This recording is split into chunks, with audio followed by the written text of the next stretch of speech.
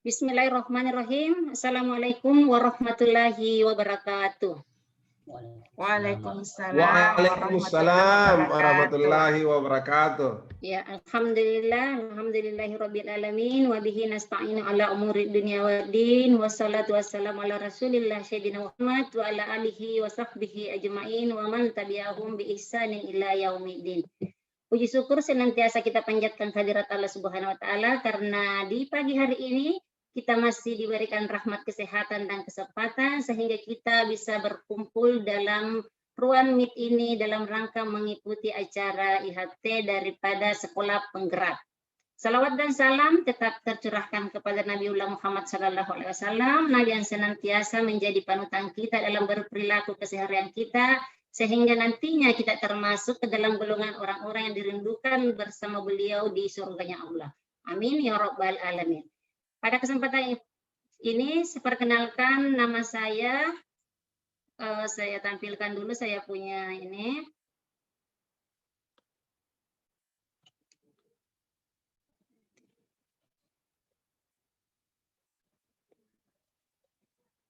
Ya. Mohon izin, saya share dulu, saya punya PPT.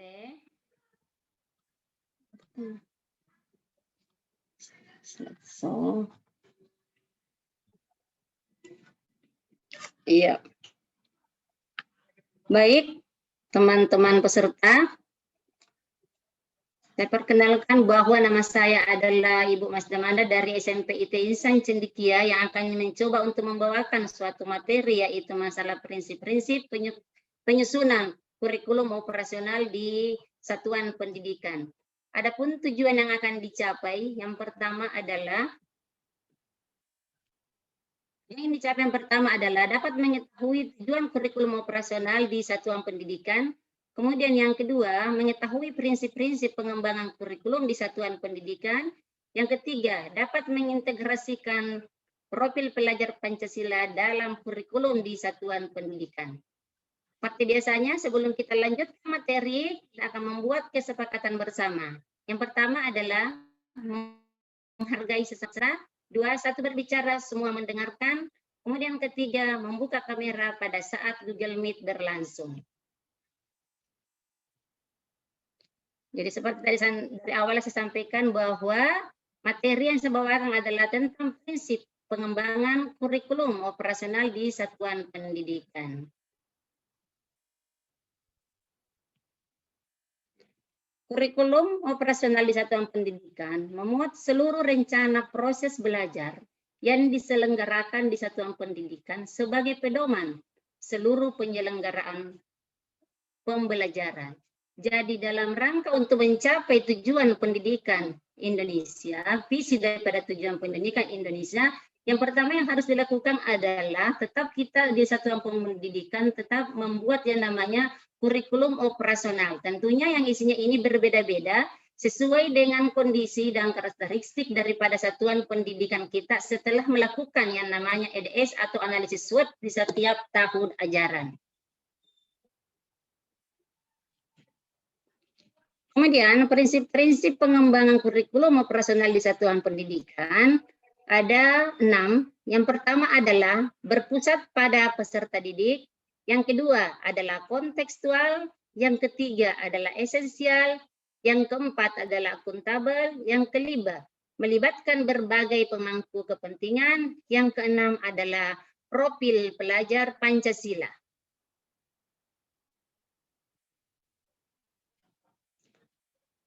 Yang pertama adalah berpusat pada peserta didik. Jadi yang pertama di sini adalah berpusat pada peserta didik, bahwa pembelajaran harus memenuhi potensi, kebutuhan, perkembangan, dan tahapan belajar, serta kepentingan peserta didik, profil pelajar Pancasila, selalu menjadi rujukan pada semua tahapan dalam penyusunan kurikulum operasional sekolah. Maksudnya di sini bahwa dalam penyusunan kurikulum satuan pendidikan di sekolah masing-masing itu, tentunya yang menjadi sentra di sini adalah siswa, bukan pada guru. Jadi pengembangan kurikulum itu betul-betul bertujuan adalah untuk peserta didik. Dan tetap Di dalam pengembangannya nanti tetap ada yang merujuk pada yang namanya profil pelajar Pancasila sesuai daripada visi pendidikan Indonesia yang sekarang ini lagi digulirkan untuk tahun ajaran 2021.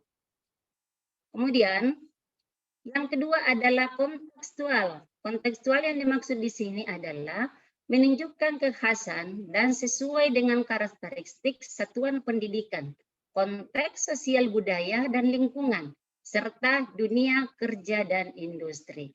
Jadi saya gambarkan di sini adalah masalah kontekstual dan masalah budaya dan lingkungan. Saya beri satu contoh, misalnya, kalau satuan pendidikan kita berada di pesisir, tentunya banyak orang tua itu adalah berasal dari nelayan. Apa yang ingin kita sampaikan ke situ adalah masalah budaya. Budaya apa yang kita lihat yang paling konteks di lingkungan tersebut, itulah nanti yang kita jabarkan di dalam pengembangan kurikulum operasional di satuan pendidikan kita. Kemudian yang kedua adalah esensial. Esensial yang dimaksud di sini adalah semua unsur penting atau utama yang dibutuhkan oleh para pemegang kepentingan tentang kurikulum yang digunakan di satuan pendidikan dapat diperoleh di dokumen tersebut. Bahasanya lugas dan mudah dipahami, tidak mengulang naskah kutipan yang sudah ada di naskah lain.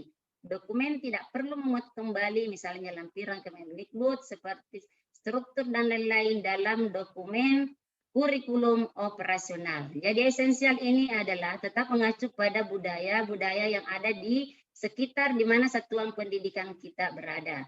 Contohnya misalnya saya gambarkan bahwa satuan pendidikan yang saya tempati itu adalah kalau kemarin dilakukan tentang analisis lingkungan itu adalah mereka berada, satuan pendidikannya berada di pinggiran kota Makassar.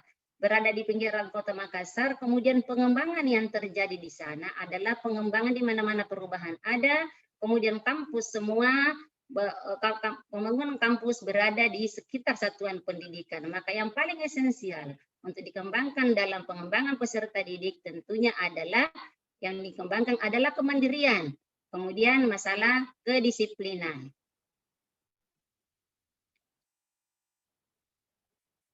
Kemudian yang keempat adalah akuntabel. Akuntabel artinya di sini bahwa semua dapat dipertanggungjawabkan karena berbasis data dan aktual. Jadi dalam mengukur daripada satuan kurikulum yang kita buat di dalam satuan pendidikan, tentunya itu adalah akuntabel karena data yang kita gambarkan, data yang kita dapatkan di situ betul-betul sesuai dengan real dan kenyataan yang ada di sekolah kita, bukan kita mengambil data tidak berdasarkan pada satuan pendidikan atau kita mengambil data dari tempat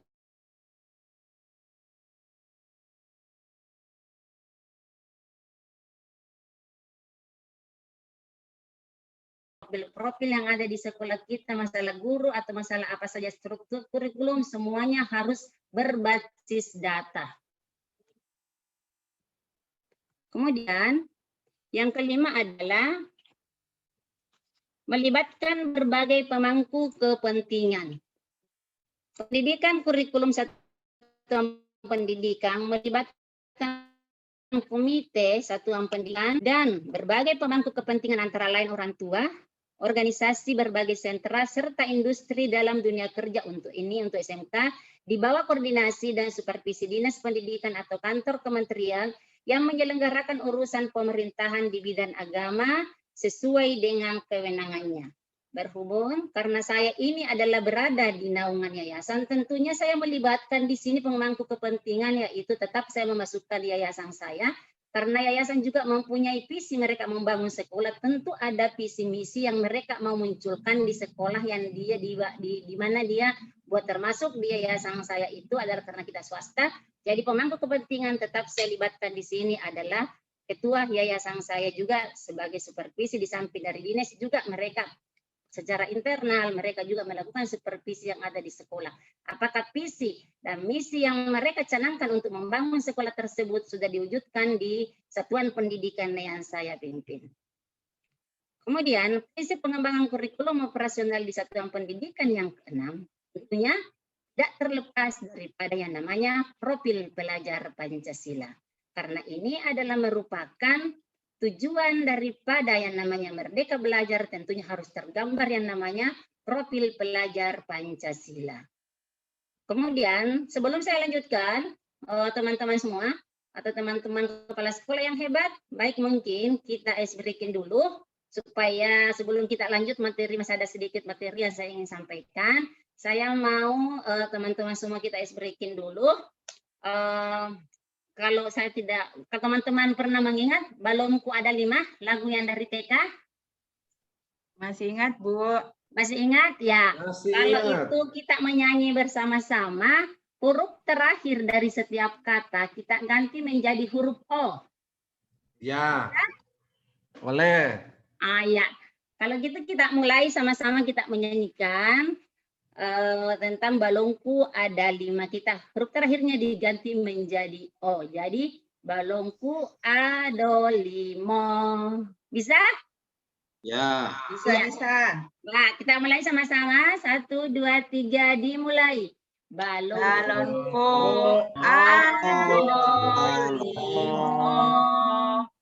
Rupa-rupa warnanya, hijau, kuning, kelabu, merah muda, dan biru.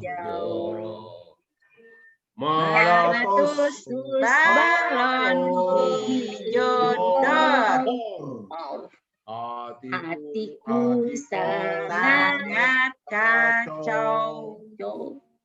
Balonku tinggal 4. Ku pegang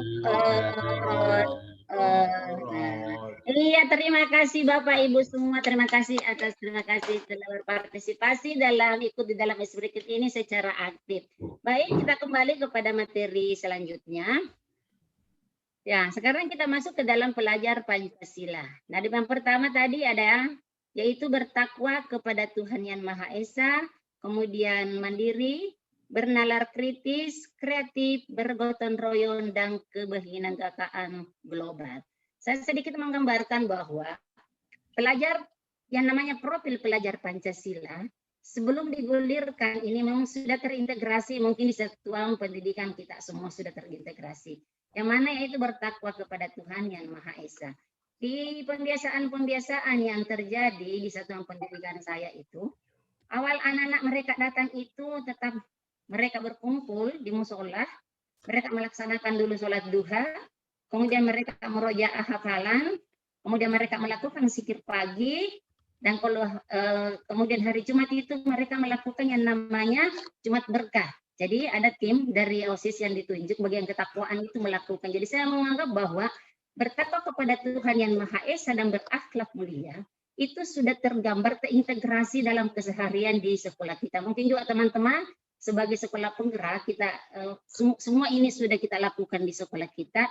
Cuman sekarang baru digulirkan yang namanya bertakwa kepada yang namanya pelajar profil Pancasila. Semua sudah menggulir bertakwa kepada Tuhan Yang Maha Esa, berakhlak mulia. Nah, semua itu terintegrasi dalam sekolah. Tadi saya sudah gambarkan bahwa tentang pelaksanaan sholat duha, zikir pagi, kemudian anak-anak itu melakukan kultum di setiap pagi sebelum melakukan PBM, begitu pun juga sampai sholat asar, mereka harus sholat asar baru mereka pulang ke rumah.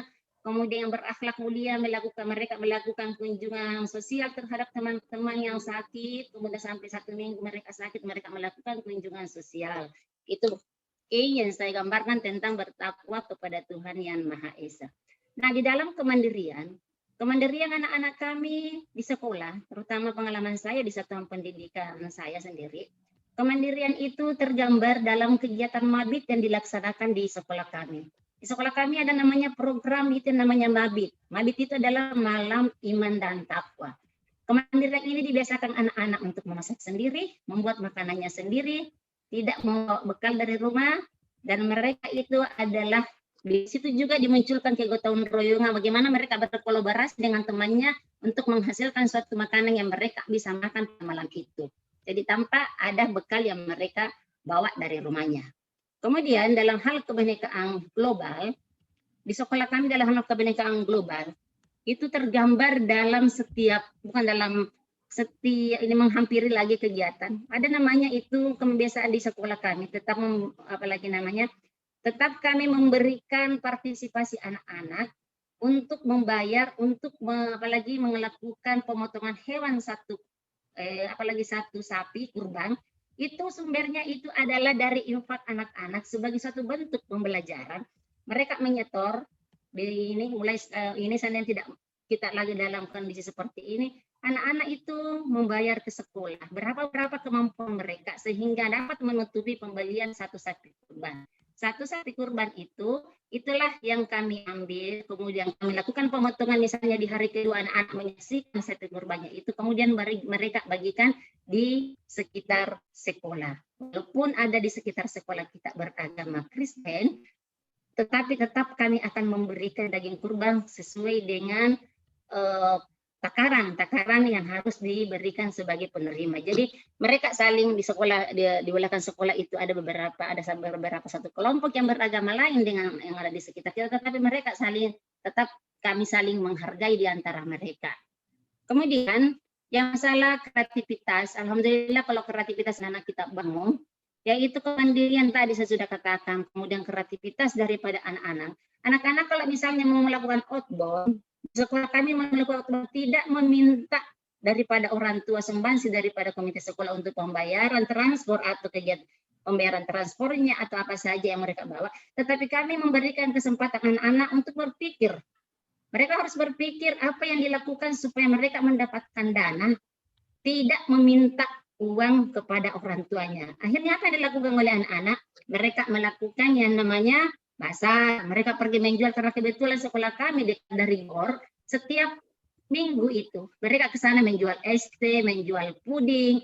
Nah, dari hasil itulah mereka kumpulkan, akhirnya mereka tidak terlalu membebani orang tuanya untuk dapat membayar berapa kontribusi yang dibayar dalam melakukan outbound tersebut.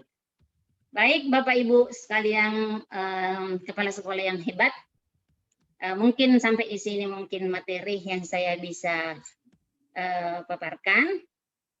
Atau ada hal-hal yang masih kurang, silakan untuk mungkin ditanyakan. Semoga saya bisa memberikan jawaban yang sesuai dengan harapan Bapak Ibu semua. Untuk itu saya persilahkan dengan hormat.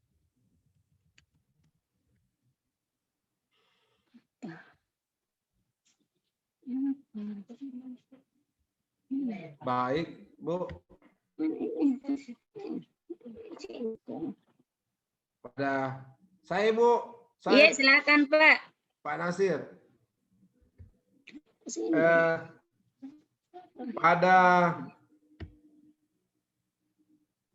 Pada sesi ini kami juga di sekolah biasa melakukan kegiatan-kegiatan yang sifatnya untuk membantu sesama, misalnya donor darah. Kegiatan ini termasuk kegiatan profil pelajar Pancasila yang mana ini Bu? Apakah Bhinneka Tunggal Ika atau gotong royong? Cukup itu Bu. Oh iya. Terima kasih banyak Pak atas masukannya. Semoga itu bisa kami gunakan juga, kami bisa mengaplikasikan juga di sekolah. Ya betul, termasuk itu tadi masalah yang Bapak sampaikan dalam masalah donor ya. Mungkin itu juga nantinya akan menjadi bahan pertimbangan kami untuk bisa menggambarkan lagi lebih detail tentang yang dimanakah yang dimaksud dengan gotong royong dan kebinekaan global yang dimaksud. Terima kasih Pak atas kesempatan yang diberikan. Mungkin cukup sampai di sini. Pada Bapak-Bapak semua, terima kasih atas partisipasinya. Semoga apa yang saya paparkan dapat kita ada hikmah yang bisa kita ambil, atau ada pemahaman yang kita bisa ambil untuk dijadikan rujukan untuk pengembangan sekolah kita ke depannya. Kalaupun misalnya apa yang saya sampaikan belum sesuai dengan sasaran, saya mohon maaf sekali. Saya ini adalah manusia biasa yang senantiasa berbuat yang semaksimal mungkin, tapi apa daya kemampuan saya cukup sampai di sini. Akhirul kalam, saya akhiri dengan ucapan Assalamualaikum warahmatullahi wabarakatuh. Waalaikumsalam warahmatullahi wabarakatuh.